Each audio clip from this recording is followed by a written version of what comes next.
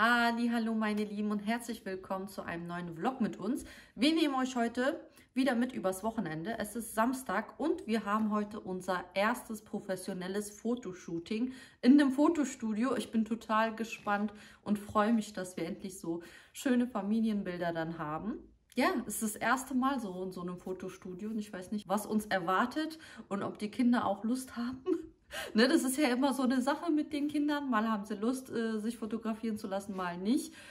Ich hoffe, es klappt alles reibungslos. Auf jeden Fall nehmen wir euch heute mit und sehen, wie das Ganze aussieht. Die Kinder sind schon bereit. Ich bin wie immer die Letzte, die aus dem Haus geht. Und ja, wir starten, legen los und sehen wir mal, wie der Tag heute wird.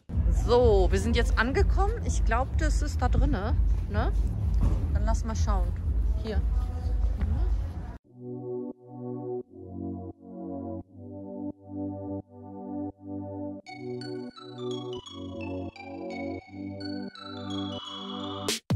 So, wir sind jetzt angekommen. Wir haben zusammen mit den Fotografen besprochen, was wir uns für Fotos wünschen. Ich hatte nicht so viel Vorstellung, außer dass ich gerne Einzelbilder von den Kindern haben wollte und verschiedene Konstellationen. Dass wir einmal nur die Jungs haben, nur die Mädchen und auch eben einzelne Porträtbilder. Die Kinder durften entscheiden, ob sie lieber im Sitzen oder im Stehen posen möchten. Zwischendurch hat Papa den Mädchen die Haare gerichtet.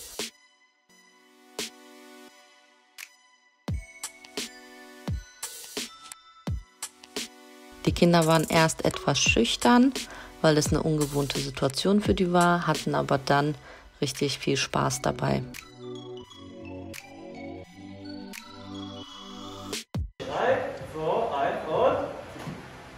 Super.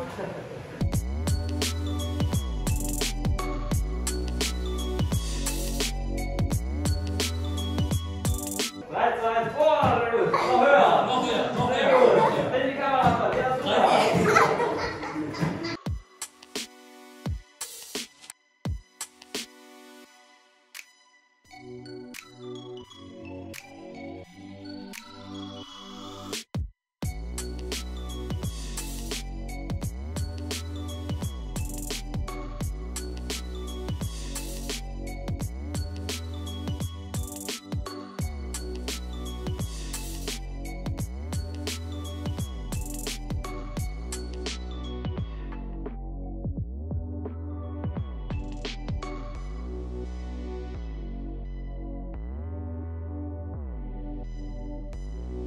Eins, zwei, drei.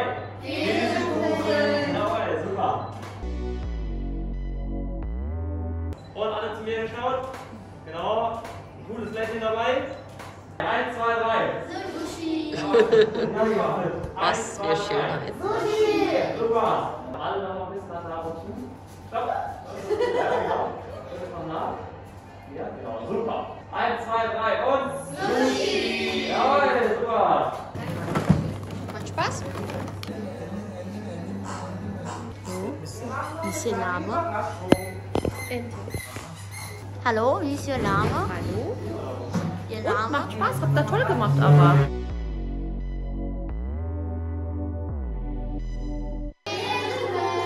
Jawohl, super. 1, 2, 3. Konfetti! Jawohl, super. Und nochmal. 1, 2, 3. Und Konfetti! Super. Oh, du hast viel. Ja. Super. Habt ihr aber toll gemacht. So, Fotoshooting ist vorbei. Wie lange hat es jetzt gedauert? Wir waren von 13, jetzt ist es 16 Uhr, also 3 Stunden insgesamt mit den ganzen noch Fotos angucken und so.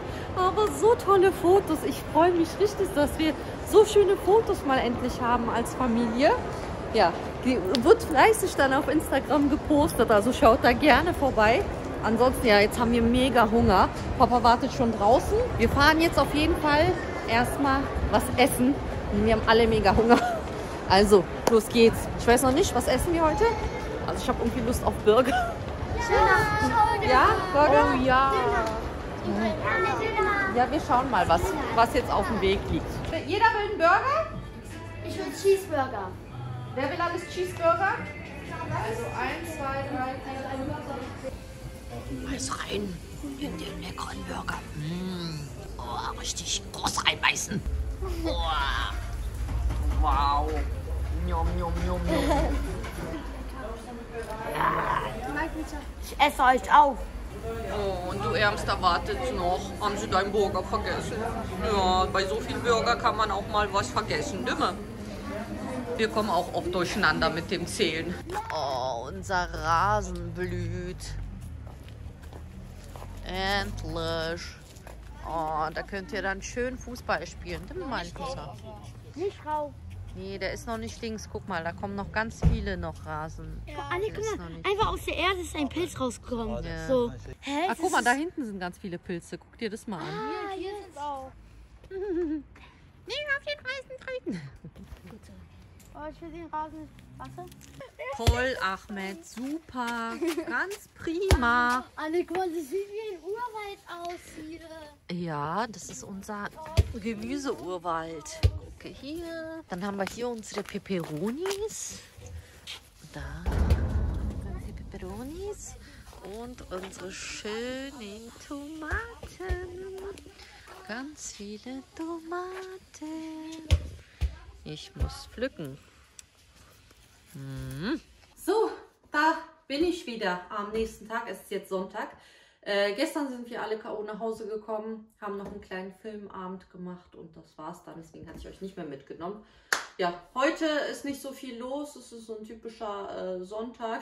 Ja, ich mache gerade ein bisschen Teig und ich nehme euch heute so ein bisschen nochmal mit. Ich mache heute, die heißen auf Türkisch Baslama, also das sind so Brot aus der Pfanne. Den mache ich heute auf jeden Fall, weil ich habe so Appetit da drauf. Und ich habe auch kein Brot mehr da. Deswegen ergibt sich das ganz gut, dass ich das jetzt mache. Ansonsten, die Kinder haben mich heute schon verrückt gemacht. Ja, es sieht immer alles so einfach und easy aus. Oh Gott, jetzt kriege ich diesen fetten Teig hier. Ich habe doppelte Portionen gemacht, weil natürlich sind wir ja viele. Habe ich schon das Werkzeug und dann benutze ich es nicht. Es sieht immer alles so easy aus, ne? Ich bin hier die perfekte Mutter, Hausfrau, Köchin, Bäckerin. Nee, so ist es nicht und das will ich auch gar nicht vermitteln. Ich mag das gar nicht, wenn das diesen Eindruck macht. Ich meine, ja klar, wir geben uns halt Mühe als Eltern. Trotzdem sind wir nicht perfekt. Ich bin keine perfekte Mama. Papa ist kein perfekter Papa und ich habe auch nicht die perfekten Kinder.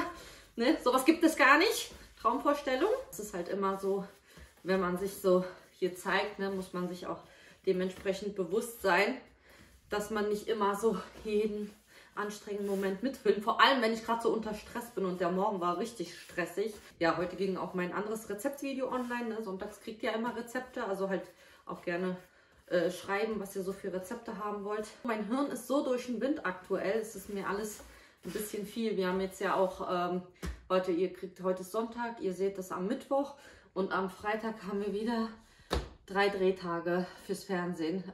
Das hattet ihr ja mitbekommen in meinem Urlaubsvlog. Da wurden wir ja 4 Tage begleitet. Das Ganze wird dann auf Vox ausgestrahlt.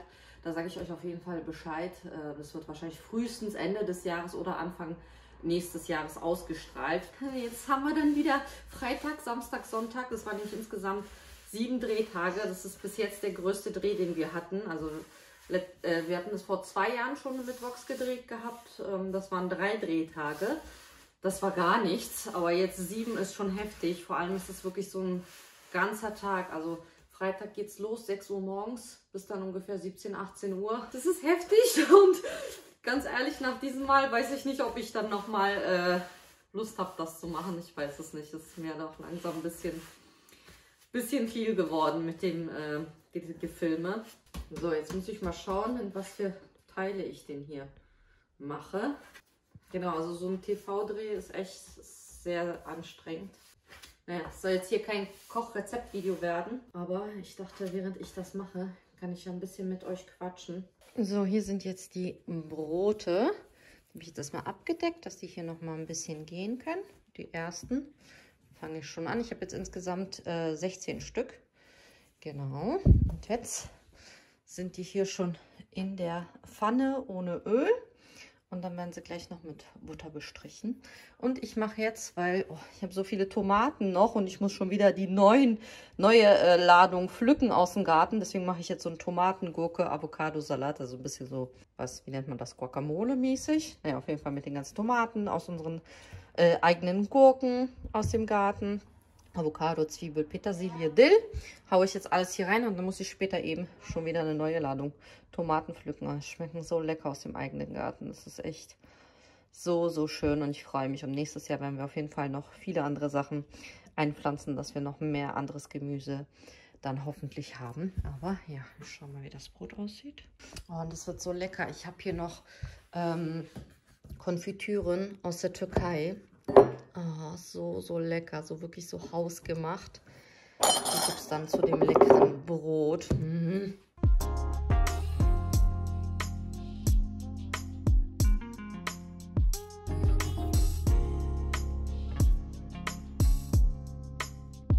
So, meine Lieben, ich glaube, ich beende hier jetzt den Vlog. Es ist immer so viel zu tun und ich nehme mir immer meistens so viel vor und dann letztendlich schaffe ich das alles nicht. Und dann bin ich immer so verärgert, wobei ich immer dann mich über mich selber ärgere, weil ich mir dann viel zu viel vornehme oder zu viel für den Tag plane und dann ärgere ich mich, dass der Tag zu kurz ist und ich das alles nicht schaffe. Dementsprechend habe ich ein bisschen schlechte Laune, bin ich ehrlich. Wie ich schon vorhin gesagt habe, ne, ist halt immer nicht immer so alles. Manchmal gucke ich mir meine Vlogs an und dann denke ich immer so, ja, das sind immer so die best moments of the day. Klar, weil man muss ja verstehen, dass man sich halt immer nicht in seinen schwachen Momenten und in seinen schlecht gelaunten Momenten und so dann auch aufnehmen möchte.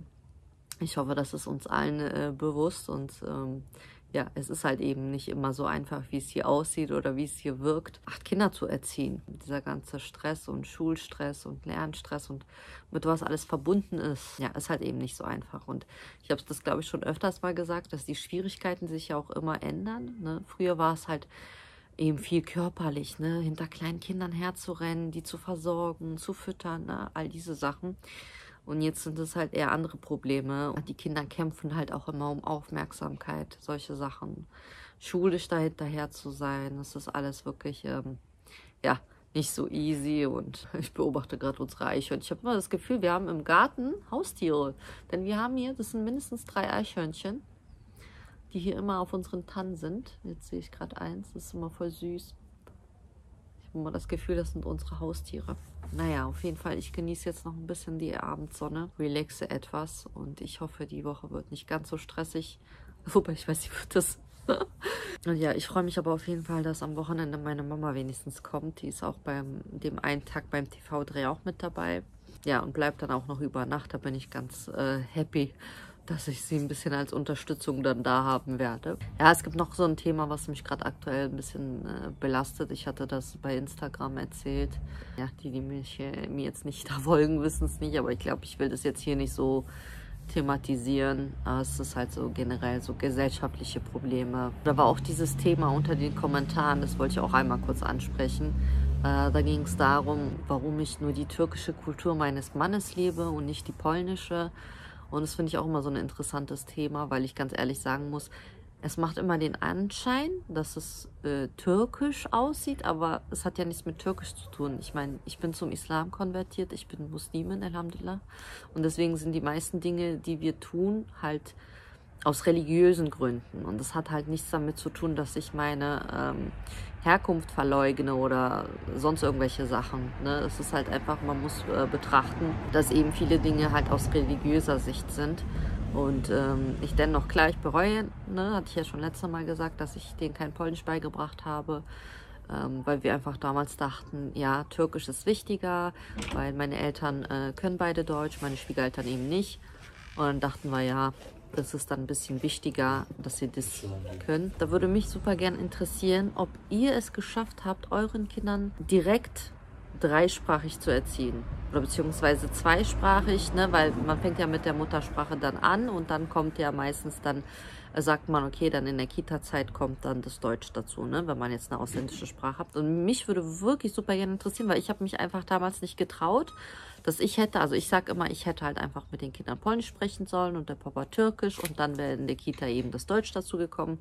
Und das habe ich mich nicht getraut, weil ich war der Meinung damals, es wird vielleicht zu viel sein. Mittlerweile, wie gesagt, bereue ich es, dass ich es hätte so machen können. Aber trotzdem interessiert mich das, ob ihr, wenn ihr 2 ausländische Sprachen habt und dann eben halt nochmal zusätzlich natürlich Deutsch, ob das geklappt hat. Das würde mich super gerne interessieren. Denn ja, ich hoffe ja dennoch, dass sie, wenn ich mal öfters jetzt noch mit den Kindern Polnisch spreche, beziehungsweise ich schicke ja jetzt auch mittlerweile öfters mal zum Beispiel 2 Kinder oder so mal zu Oma für eine Woche nach Polen. Und deswegen hoffe ich vielleicht, dass sie das noch lernen werden. Denn klar ist es super, super schön, wenn man viele Sprachen sprechen kann.